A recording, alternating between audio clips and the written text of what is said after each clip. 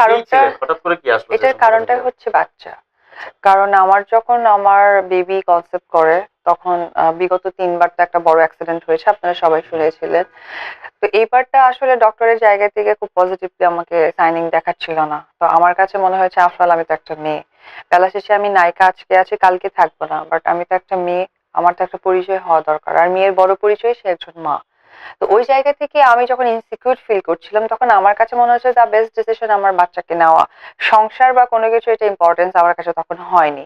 আর সবচেয়ে বড় কথা, একটি বাচ্চা একটি জীবন এটা একটা মা ফিল করতে পারে, সেই অনুভূতি থেকেই আমি অরিজিনাল বাস্তবতা তার সাথে শেয়ার করেছি এবং সে তার কমিটমেন্ট রেখেছে এবং সেটা সে করেছে বিকজ সে আমাকে দুটো ডিসিশন দিয়েছিল, হয় বেবি আদারওয়াইজ ডিভোর্স। তো আমি বলছি definitely divorce, but not baby, বেবিকে মিস করতে পারবো না। তা আমার কমিটমেন্ট আমি রেখেছি, তার কমিটমেন্ট সে রেখেছে। আপনি যখন ছেলেকে নিয়ে প্রকাশ্যে এলেন তখন আরো কিছু বিষয় প্রকাশ্যে চলে এসেছিল, সেটা হচ্ছে যে আপনারা দুজনেই নাকি পরকীয়ায় জড়িত ছিলেন। যে আপনার হাজবেন্ড বলেছে যে আপনি অন্য কোনো নায়কের সাথে আপনার সম্পর্ক ছিল, আবার আপনিও বলেছেন আপনার হাজবেন্ড অন্য নায়িকার সাথে তার সম্পর্ক আছে, অনেকের প্রতি দুর্বল। তো পরকীয়ার এই ব্যাপারটা কি শুধু অভিযোগ করার জন্যই বলা, নাকি এর কোনো সত্যতা ছিল, এটা একটু জানতে চাই। আমি কোনো কিছু ওইভাবে ইন্টিগ্রেট করে বলতে চাই না। আদৌ কে কার সাথে জড়ানো আছে এটা কারণ পৃথিবীর মানুষ কথাগুলো আসলে দেখছে। চলমান গুজব, এগুলো না, আসলে হচ্ছে আমি কি হওয়া উচিত। একজনের ব্যাপারে গুজব কখনোই বলবো না। যদি গুজব হতো তাহলে অনেক কিছু স্পষ্ট হয়তো বা গুজবের কাতারে চলে যেত, বাট অনেক কিছু হয়তো তার ক্ষেত্রে সত্যি, আমার ক্ষেত্রে সত্যি নয়। কারণ আমি কিন্তু যাকে কমিটমেন্ট দিয়ে পৃথিবীতে এনেছি সেই কমিটমেন্ট কিন্তু আমি অক্ষরে অক্ষরে পালন করার চেষ্টা করছি। কারণ আমি একজনকে কথা দিয়েছিলাম যে তোমাকে পৃথিবীতে আমি জন্ম দিব, পৃথিবীর আলোও দেখাবো, তোমাকে একটা সুন্দর পরিচয় দিব। এই ৩টা স্টেপ শেষ হওয়ার পর সবচেয়ে বড় দায়িত্ব হয়ে পড়েছে যে আমার এখন তাকে সুন্দরভাবে মানুষ করা, সেটা আমি করছি। বাট আমাকে নিয়ে যেসব ছড়ানো হয়েছে এটা এটা 100% গুজব, কারণ এ ধরনের চিন্তাধারা আমার মাথায় নেই। এগুলো থাকলে আমি কখন বাচ্চা পালবো, কখন আমি নিজেকে সুন্দর করব, বা কখন আমি সব দিক থেকে পারফেক্ট টাইমিং দিব, তখন তো আমার সময়টা ভাগ হয়ে যাবে। তো যেটা আমাকে নিয়ে ছড়ানো হয়েছিল এটা টোটালি গুজব। আর তাকে নিয়ে যেটা ছড়ানো হয়েছিল এটা আমি মনে করি এটা সত্যি, কারণ লাস্ট 1 থেকে 1.5 বছর বাচ্চার কোনো খরচ, বাচ্চাকে দেখা বা বাচ্চার যে দায় দায়িত্ব সেটা কোনোটাই সে করছে আমি না। বলতে চাচ্ছিলাম যে ডিভোর্স হওয়ার পরে আসলে ছেলের ব্যাপারগুলো, ছেলের দায়িত্বগুলো আপনারা কিভাবে ভাগাভাগি করছেন? না, ভাগাভাগি বললে টোটালটা ভুল হবে, বলেন যে টোটাল ভাগটাই আমার, ভাগাভাগি তার মধ্যে কিছুই করছে না। সে সব জায়গায় যেটা করে ম্যাক্সিমাম সময়, সে শোবিজের মানুষ তো অলওয়েজ শো অফ করতে পছন্দ করে।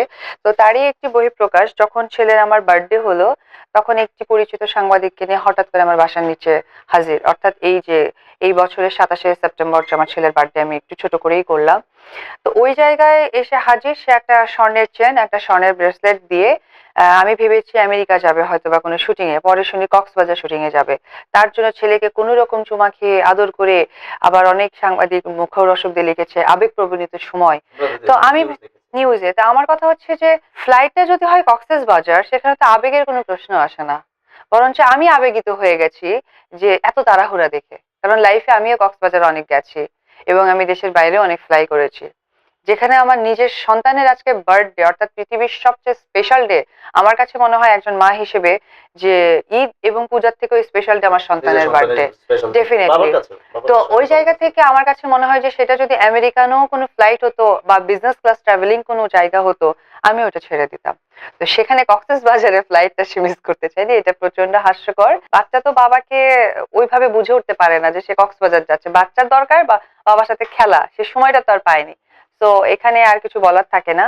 খরচপাতির দিক থেকে স্কুলের 2 বছর, ও যেহেতু স্কুল অলরেডি 1 ইয়ার প্লাস হয়ে গিয়ে আবার 2 ইয়ারে যাচ্ছে, অর্থাৎ আমি তোকে অনেক ছোটতে স্কুলে দিয়েছি 2 বছর বয়সে।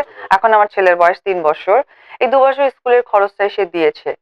আর আমার ব্যক্তিগত একটা খুব প্রয়োজনে তার কাছ থেকে, এখনো দিচ্ছেন না খরচগুলো? না এখন সে দিচ্ছে না, স্টপ আর কি। আমার একটা ব্যক্তিগত প্রয়োজনে আমি তার কাছ থেকে 10 লাখ টাকা ধার নিয়েছিলাম। তো সেইটাকে সে, আমি 3-4 মাস যখন কোনো ফিডব্যাক পাচ্ছিলাম না, তখন আমাকে এসএমএস থেকে পাঠিয়েছে যে আমি 10 লাখ টাকা যে দিয়েছি ওইটাই বাচ্চার খরচের। তো সত্যি কথা বলতে গেলে কি, আমার বিশেষ প্রয়োজন ছিল বিধায় তার কাছে বলেছে, কারণ আমার মতো মানুষ যদি অন্য কোনো কারো কাছে এই কথাটা বা টাকাটা চাইতে যায়, হয়তো অনেকে পজিটিভ নেগেটিভ বা ভালো মন্দ দুটোই নিতে পারে। তো আমার কথা হচ্ছে যে সে আজকে পর যাই হোক না কেন, একটা তো সম্পর্ক ছিলই, সে জায়গা থেকে অধিকার বলতে পারেন বা একটা আস্থার জায়গা থেকে আমি চেয়েছি, বাট নট দ্যাট আমার ছেলের খাবারের খরচ কিন্তু আমি চাইনি, ওটা আমার একটা প্রয়োজন ছিল। তো সেইখানে প্লাস করে দিয়ে, এটা আজ থেকে 1.5 বছর আগের কথা, করে দিয়ে সে চুপচাপ, এবং কাছের তারা সাংবাদিক যারা আছে তাদের সবাইকে বা কাছের লোকদেরকে সবাইকে সে গণহারে বলে যাচ্ছে ছেলের খরচ তো আমি দিই। হোয়াট ডু মিন ছেলের খরচ? আপনার তো সবাই তাই জানে। না, এটা টোটালি ভুল। আজকে আপনাদের এই নিউজে